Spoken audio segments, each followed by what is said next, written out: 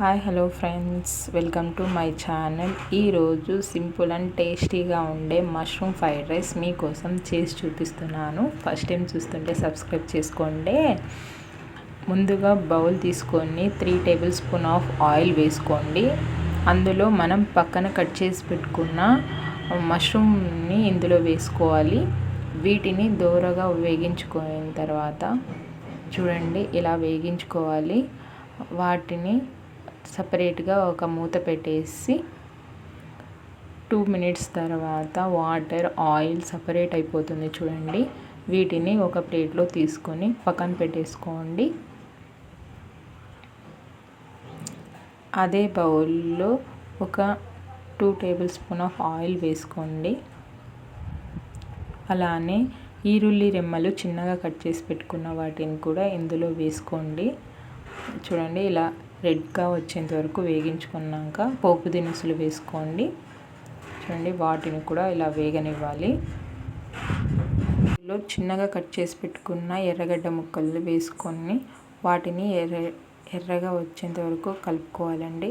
అలానే పక్కన క్యారెట్, పచ్చిమిర్చి, బీన్స్ వీటిని కూడా ఇందులో వేసుకొని కాసేపు అలా ప్లేట్ పెట్టుకొని వేగనివ్వాలండి. అలానే ఇందులో soya sauce 2 table spoon of soya sauce తీసుకున్నాను నేను. చూడండి, అలాగే 1 టేబుల్ స్పూన్ ఆఫ్ వెనిగర్ తీసుకున్నాను. అలానే ఒక half spoon of pepper powder తీసుకున్నాను.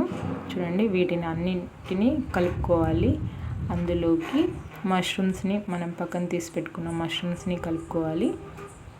మొత్తం మిక్స్ అయ్యేలాగా కలుపుకుంటూ ఉండండి. అలానే ఒక టేబుల్ స్పూన్ ఆఫ్ నెయ్యి వేసుకోండి, ఎందుకంటే మంచి టేస్ట్ అయితే నెయ్యి ద్వారా వస్తుంది. చూడండి, ఒక టేబుల్ స్పూన్ చాలు. అలానే టేస్ట్కి తగినట్టు ఉప్పు కూడా యాడ్ చేసుకోండి. మీకు కావలిస్తే లాస్ట్లో కూడా యాడ్ చేసుకోవచ్చు. చూడండి, మొత్తాన్ని కలుపుకున్న తర్వాత పక్కన పెట్టుకున్న వైట్ రైస్ ఉంటుంది కదా, ఆ వైట్ రైస్ని ఇందులో వేసుకొని కలుపుకోవడమే అండి.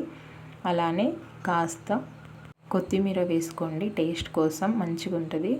చూడండి, మొత్తాన్ని ఇలా కలుపుకొని ఇంకా ఒక ప్లేట్లో సర్వ్ చేసుకోవడమే అండి. ఎమ్మీ టేస్టీగా ఉండి మష్రూమ్ ఫ్రైడ్ రైస్ ఎలా ఉందో ఒకసారి మీరు కూడా ట్రై చేసి కామెంట్ చేయండి.